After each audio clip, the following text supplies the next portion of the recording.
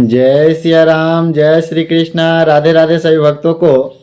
तो चलिए आज श्रीमद् भागवत गीता के 16वें अध्याय का महत्व को समझते हैं। एक प्राचीन कथा है जो भगवान भोलेनाथ माँ पार्वती से कहते हैं, हे प्रियतम, मैं अब आपको 16वें अध्याय का महात्म को बताऊंगा, जिसे आप ध्यानपूर्वक सुने।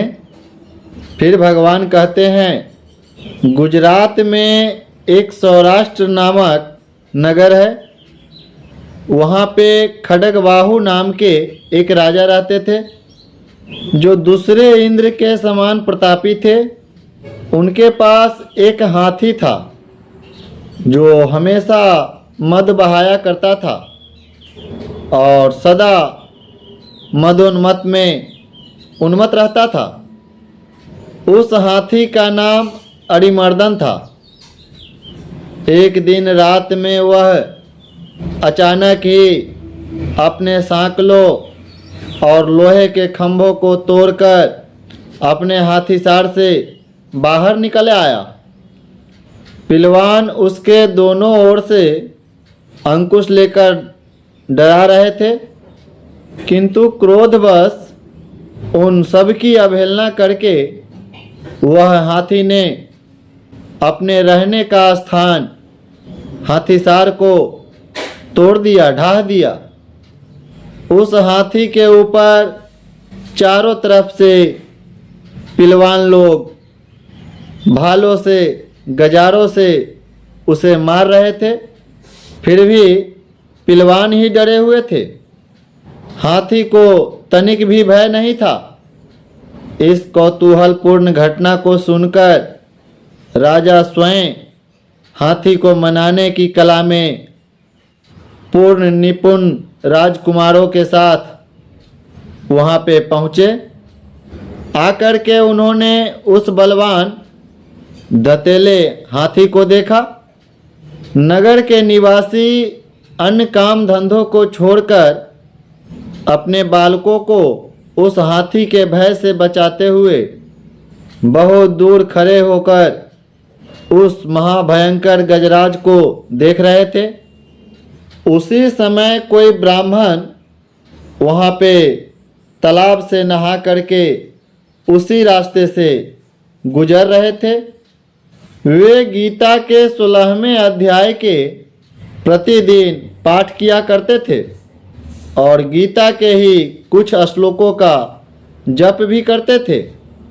पूर्ववासियों और पिलवानों ने उन ब्राह्मण को उस रास्ते से जाने के लिए बहुत मना किया, किंतु उन्होंने किसी का न मानी। उनको वह हाथी से कोई भय नहीं हुआ, इसलिए वो विचलित भी नहीं हुए। उधर हाथी अपने फुतकार से चारों दिशाओं को व्याप्त करता हुआ लोगों को कुचल रहा था। वे ब्राह्मण उसके बढ़ते हुए मद को हाथ से छूकर कुशल पूर्वक वहाँ से वापस लौट गए। इससे वह राजा खड्गवाहु तथा वह लीला देखने वाले पूर्ववासियों सब कोई देख करके बहुत ही अचंभित हुए, जिसका कि कोई वर्णन नहीं रहा। राजा के कमल नेत्र चकित हो उठे। उन्होंने वह ब्राह्मण को बुलाकर अपने सवारी से नीचे उतरकर उनके चरणों में दंडवत प्रणाम किया और पूछा, हे ब्रह्मदेव, आज आपने यह महान अलौकिक कार्य किया है, क्योंकि इस काल के समान भयंकर गजराज के सामने आप निर्भय कैसे चले गए और उसे छू करके सकुशल लौट आए।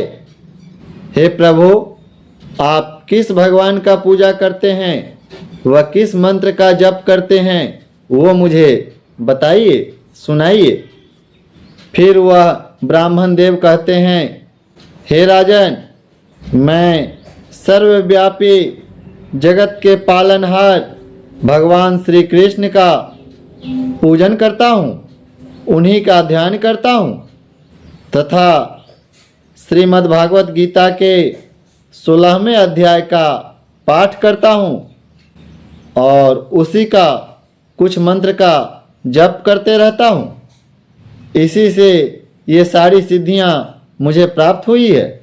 तब भगवान भोलेनाथ माँ पार्वती से कहते हैं, जो उसके बाद वह राजा ने कौतूहल देखने की इच्छा को छोड़कर राजा ब्राह्मण देव को अपने साथ लेकर महल में आए।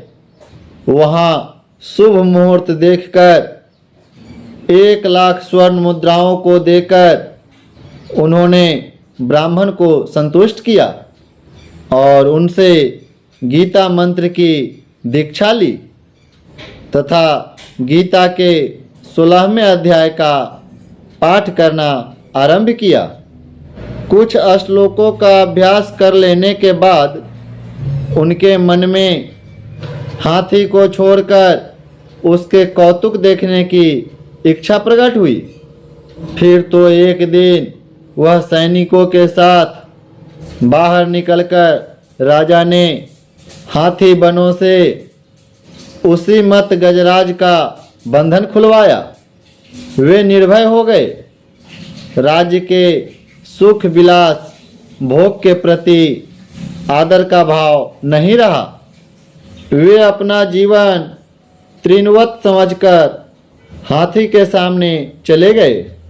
साहसी मनुष्यों में अग्रगण्य राजा खड्गबाहु गीता के मंत्र पर विश्वास करके हाथी के समीप गए और मद की अनवरत धारा बहते हुए उसके गंड स्थल को हाथ से छूकर कुशल लौट आए। काल के मुख से धार्मिक और खल के मुख से साधु पुरुष की भांति राजा उस गजराज के मुख से बचकर वापस आ गए।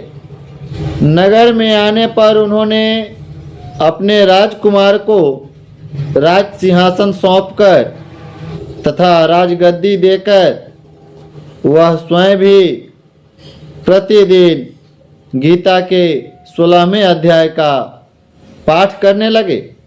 वह उनके भक्ति में लीन हो गए। उसी के कारण वह राजा भी परम गति को प्राप्त हुए। हे देवी, यही थी 16वें अध्याय सुनने का महत्व। तो चलिए मिलते हैं अगली वीडियो में। जय सिया राम, जय श्री कृष्णा, राधे राधे। और आप लोग चैनल को लाइक, सब्सक्राइब, शेयर करना ना भूलें। तो चलिए साथ में एक बार प्रेम से बोलते हैं, वृंदावन बिहारी लाल की जय।